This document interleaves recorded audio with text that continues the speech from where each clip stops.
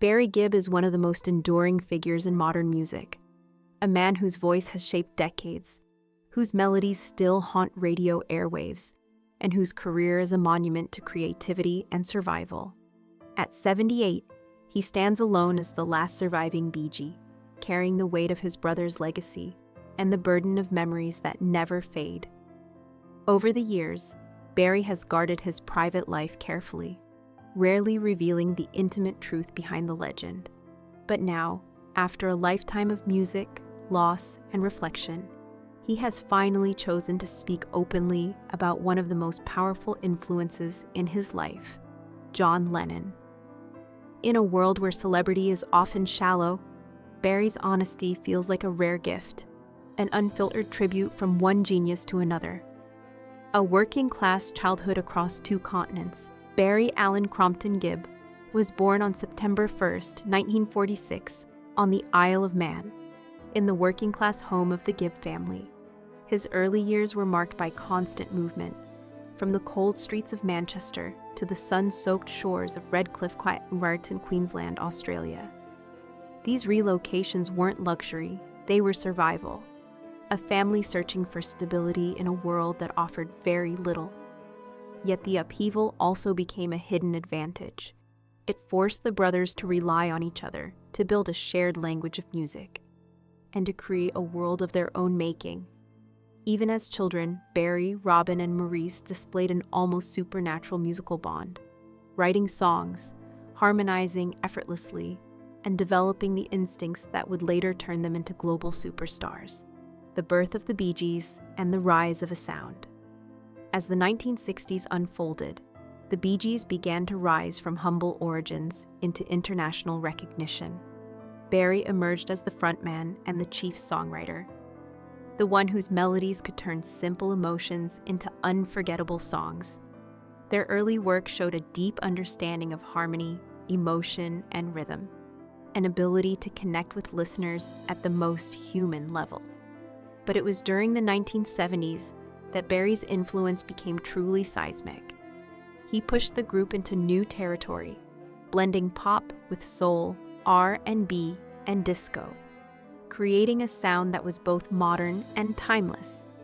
His falsetto became the signature of an era, the voice that turned dance floors into confessionals. Disco, fame, and the world-changing hits. The Bee Gees' defining moment arrived with Saturday Night Fever. The soundtrack sold over 40 million copies, and suddenly the Bee Gees were not just musicians, they were cultural forces. Stayin' Alive, How Deep Is Your Love, Night Fever, and More Than a Woman became more than songs. They became the heartbeat of a generation. Barry's falsetto was the era's siren call. His melodies, the soundtrack to love, rebellion, and freedom. But behind the glitter and the fame, Barry was still the same man who had known hardship. The music gave him a stage, but it did not erase the memories of his childhood, nor the pain of the losses he would later endure. The brothers, the bond, and the unbearable loss.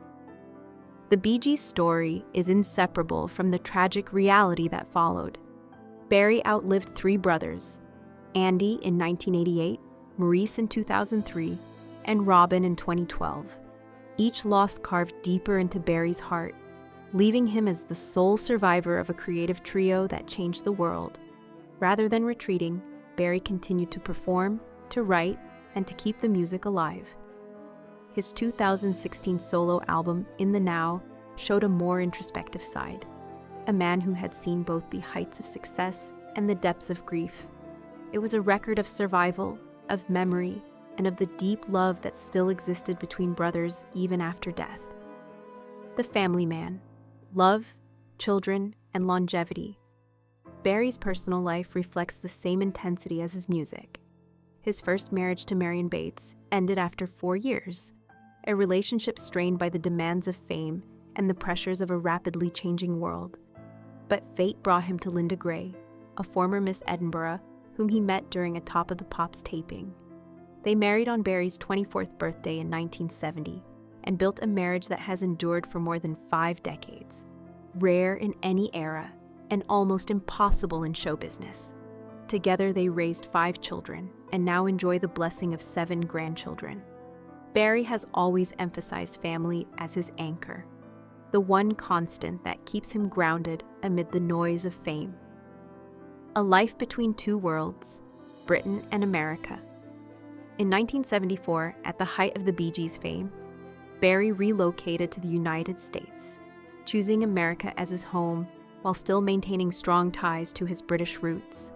He became a naturalized U.S. citizen in 2009 while retaining his British citizenship, embracing both identities.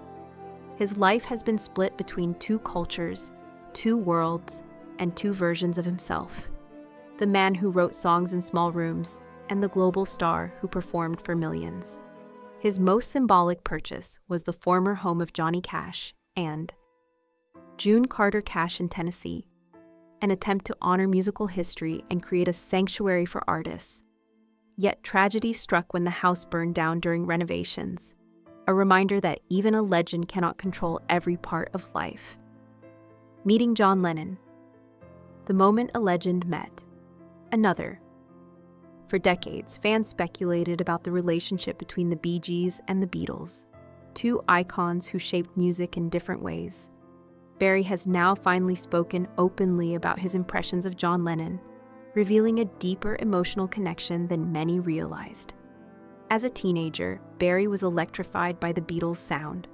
Songs like Please Please Me and She Loves You weren't just hits, they were revelations. Lennon wasn't just a musician to Barry, he was a symbol of artistic freedom and cultural transformation. When Barry first met Lennon at a London party, he was struck not only by his presence, but by his intelligence and unexpected warmth. Lennon's compliments about the Bee Gees' harmonies, calling them beautifully strange, stayed with Barry for decades. The painful truth behind Lennon's public criticism. Despite his admiration, Barry admits that Lennon could be brutally critical. He once made dismissive remarks about the Bee Gees in a radio interview, and the sting of that moment stayed with Barry for years. But now, with age and perspective, Barry views Lennon's harshness differently. He understands that Lennon often used sarcasm as armor, pushing people away before they could hurt him. Barry says Lennon fought his own battles, demons of fame, identity, and pain. Rather than holding resentment, Barry feels sympathy. He recognizes that Lennon's public persona was a defense mechanism, a way to survive in a world that demanded perfection. For Barry, the truth is that Lennon's brilliance was inseparable from his vulnerability. The death that shook the world and Barry's heart. Barry's most emotional revelation came when he recalled hearing about Lennon's death in 1980. He was in a Miami studio when the news arrived, and he described the feeling as if the world stopped. Lennon's murder wasn't just the loss of a fellow artist. It was the loss of a voice that had defined a generation. Barry cried not only for Lennon's family, but for the millions who had looked to him for meaning and courage. In that moment, Barry realized that Lennon was more than a musician. He was a cultural hero. And though Barry's own career continued to soar, he never forgot the impact Lennon had on his life and his art. Outro, a final tribute from one legend to another. Now at 78, Barry Gibb no longer feels the need to guard his words. He speaks about John Lennon not as a myth, but as a man, flawed, brilliant, and deeply human. He calls Lennon one of the greatest minds of his time, and admits that their paths crossing changed him. After meeting Lennon, Barry stopped trying to please everyone. He began writing music that was real, honest, and true to his own heart. In finally telling the truth about Lennon, Barry has offered more than a tribute. He has offered a rare glimpse into the private reverence between 2 giants.